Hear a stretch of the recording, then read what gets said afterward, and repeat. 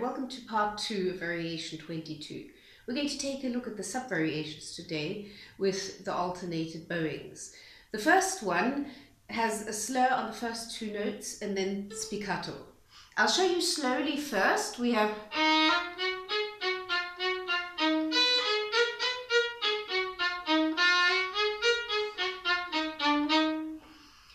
this is still probably one of the easier ones because at least the slur is always on the down bow. That's very helpful because you need a little bit more weight for the slur to stop the bow from bouncing. You don't want that. So you need a bit of extra weight. Practice it a little bit exaggerated first just to get yourself organized with your coordination.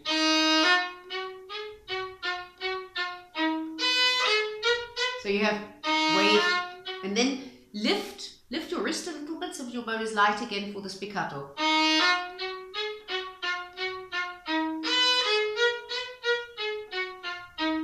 Practice that slowly first.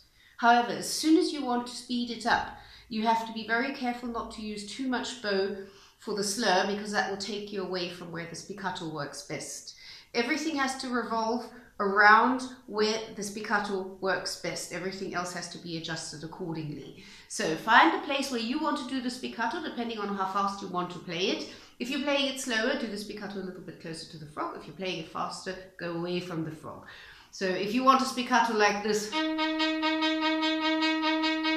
then this is the place with my bow where that spiccato works best. So I can't use too much bow for the slur. I can't go and then expect the spiccato to work up here. That's not going to work. So the slur can only have very, very little bow so that you stay in the place where the spiccato works best.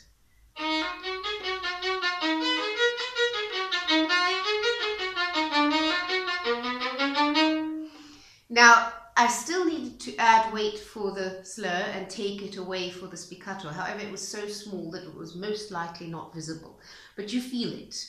The next thing you need to know is after the slur, don't lift the bow. Lift the bow after the first spiccato note after the slur. So what you don't want to do is and then lift the bow and then come back down from there. That won't work and you won't get it precise.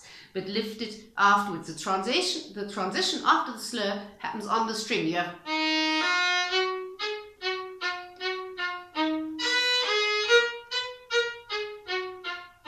I think it's even clearly marked in the music.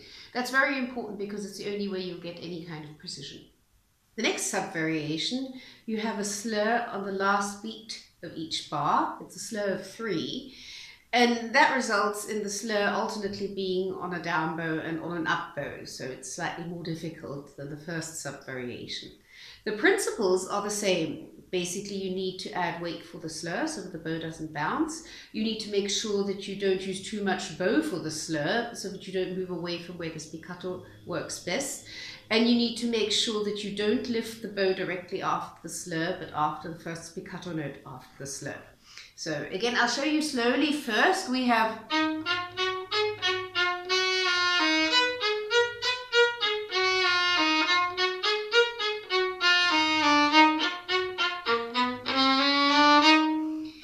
the slur on the up bow is a bit nasty because you don't automatically get weight like you get on the down bow. So you use a little bit of a combination of weight and speed to make sure that the bow doesn't bounce. And I did notice that I had to play that sub-variation slightly closer to the frog than I normally would have if I wouldn't have that slur, just to be able to control it well. So I did it slightly lower down than I normally would.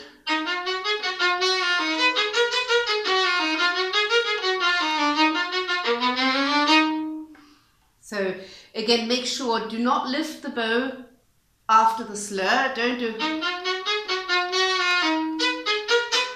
That will just make it unprecise, but you have that transition happens on the string. Use very little bow for the slur so that you don't move away from where the spiccato works best. And use a combination of weight and a little bit of speed, a small accent on the up bow slur to stop the bow from bouncing.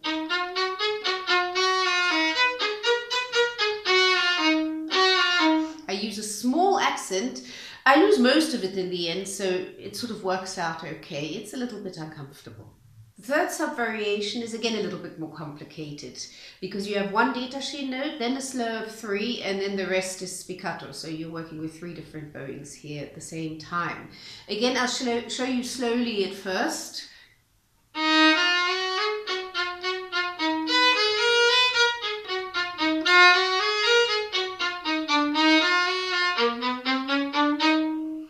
The same principles, basically. You need to add a bit of weight for the slur and also for the détaché note before. So basically you're adding the weight when the détaché note comes.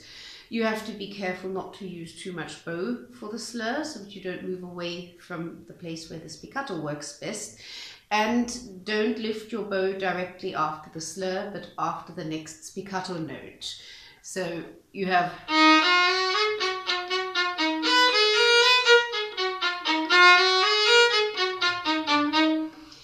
There again, because these are 3 different bowings which you're working at the same time, practice it slowly until you've got the coordination.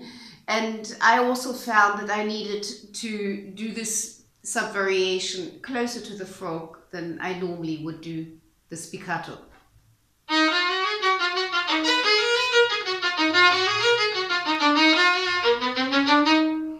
That one took a bit of time. It's simply because you've got 3 different things that you're doing at the same time. So take it slowly and build it up slowly. The fourth sub-variation is Ricochet. Ricochet is a lot more passive than spiccato. Basically the bow does it on its own. And we have 1 down bow and 2 up bows. I'll show you slowly.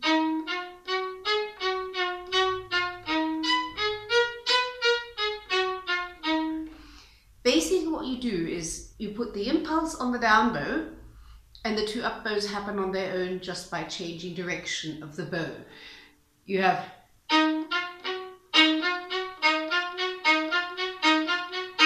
You have to put quite an accent on the down bow to have enough momentum left to change the direction and fit 2 up bows on it. But the focus is on the down bow and the impulse is on the down bow.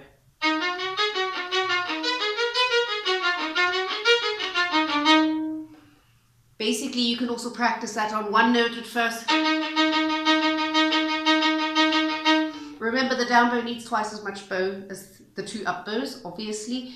Perhaps even a little bit more because you need quite a momentum. So you need quite an accent. So practice it perhaps on 1 note first, and then when you feel comfortable, start playing it in the variation. The fifth sub-variation is the same as the fourth, only the other way around. You have 1 up bow and then 2 down bows. The principle is also the same. The up bow gives the impulse and the 2 down bows happen on their own.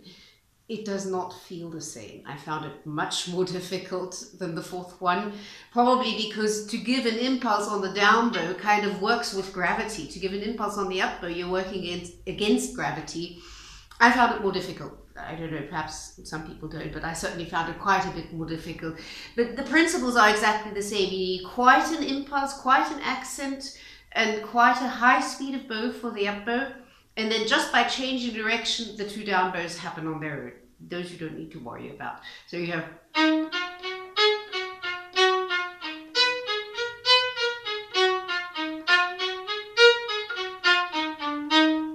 It's basically the principle is the same, just a lot more uncomfortable. I needed to spend more time doing it slowly just to get the coordination right, and I was quite glad when I then got it to something resembling the same speed as the other one.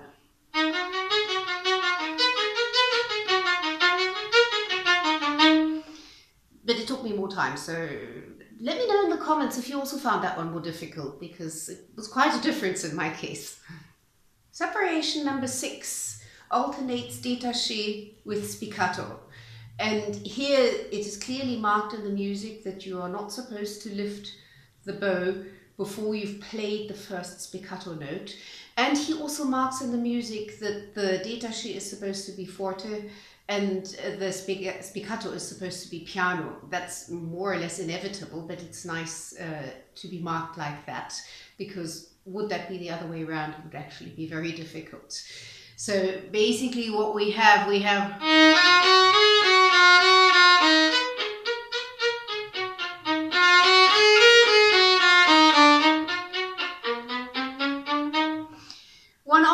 has a combination of détaché and spiccato in repertoire, so that's why this sub-variation is an important one to practice. You're likely to meet up with that kind of bowing more than you're likely to meet up with Ricochet. Ricochet is more of a training for the bowing as such. So basically, for the détaché, go ahead and use as much bow as you feel like, depending on the speed, of course. If you're playing it fast, if you can't use too much bow, so you can't do... That's not going to sound. But go ahead and use as much bow as you like, but make sure that by the end of the détaché bar, you are exactly where you need to be to do the spiccato. So I'll show you a little bit slowly first to see, because the bow division is actually the key here.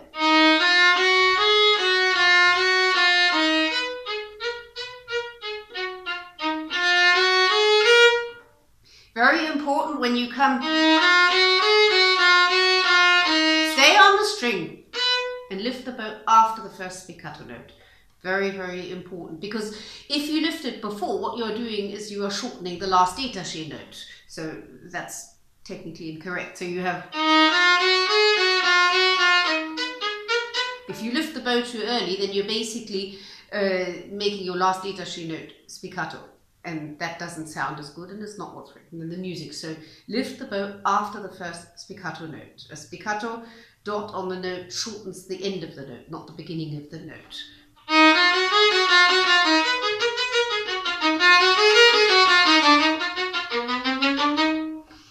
Basically, for the détaché, you need quite a bit of weight, because especially after the spiccato, the tendency of the bow is to bounce. So you have,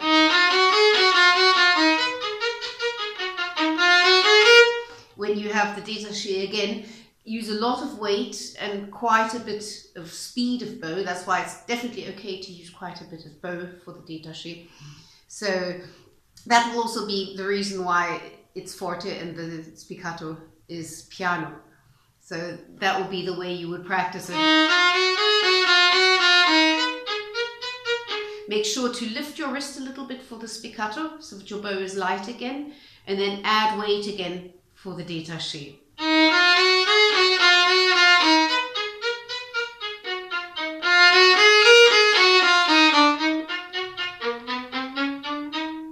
The last sub-variation is Sautillet.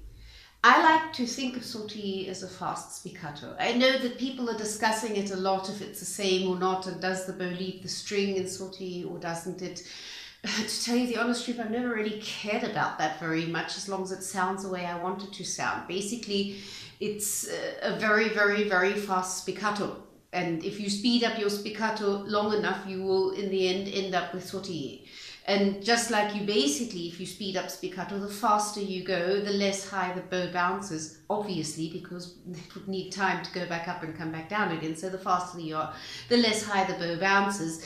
And if you're fast enough, then it hardly leaves the string at all anymore. But whether it actually does or doesn't is only important in context of articulation, if you want it to be a little bit smoother or if you want it to bounce high.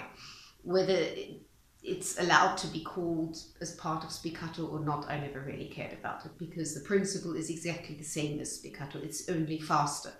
Because it's faster, it means that it is more passive, simply because you can't move too much mass as from a certain speed, and the movements have to be smaller. So basically a good idea is to start on one note so that you can concentrate on it. Start with spiccato and speed it up until you reach the Sautillet. So you go.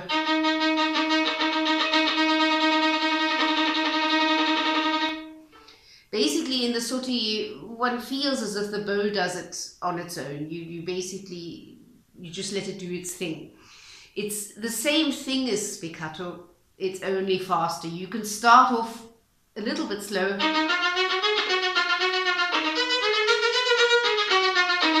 That's a fast spiccato, and probably anything which is quite a bit faster than that one would classify as Sautillet. But it helps a lot to think about it as being exactly the same thing. So what you can do is you can start with a spiccato which you feel comfortable with, and then speed it up gradually. With some pupils, I found that it helped them a lot just practicing it with the metronome and speeding it up just one notch every day. And before they knew it, they'd reached the speed which one would then technically call Sautillet. I can't even remember how I did it myself. It suddenly gelled. I suddenly got the feel for it. What you can do, what helps is if you tilt the bow towards the fingerboard, it will bounce less. If you tilt it towards the bridge, it will bounce more. So if you're doing a fast stroke and it's not really bouncing, just changing the angle of the bow and tilting the stick towards the bridge will make it bounce. Will make it bounce on its own. Another way to learn sautillet is to go from the other side. You start on the string with a fast mini détaché, and as you speed that up even faster, the bow will start bouncing on its own. You won't be able to help it. So what you can do is you can also start like this.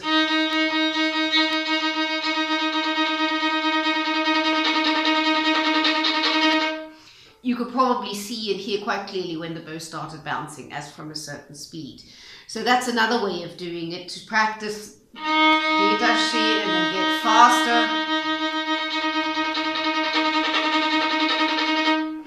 Basically, the impulse in sautillet is no longer on down and up bow, because nobody can think that fast. But basically the impulse is on the down bow and the up bow happens on its own, and it's not much of an impulse as it is. Make sure that your upper arm is relaxed, your shoulder is relaxed, and your hand is relaxed, because otherwise you won't be able to keep it up for any length of time. Basically, yeah, that's about it. You need to get a feeling for it. Remember, the bow does it. It's a very, very passive bowing. Once you get the feel that the bow starts to jump on its own, if you're coming from the détaché, then you'll know what to do. Because if you go, you'll notice that the bow starts jumping, and then you will have understood the movement of how it works. It's really difficult putting this into words because it's all about feeling the bow. Remember what can help if you're going from the string, from the détaché, to eventually tilt the bow towards the bridge a little bit to facilitate the bouncing. Your hairs will have more tension if you tilt the bow towards the bridge, and that facilitates the bouncing.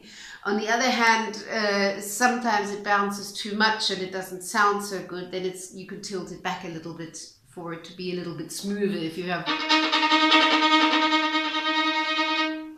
But at that speed it will soon stop bouncing. It will still be very well articulated, very fast notes, but it actually will not be bouncing. You will feel the difference in your hand more than you will actually be able to hear it. So let me know in the comments how your sautillet is going, and if this is of any help, or if you have any other ideas, or if you picked up any cool tricks or tips from somebody else. That would be really interesting if we could perhaps exchange some ideas on sautillet there. And yeah, hope you enjoyed this. Bye.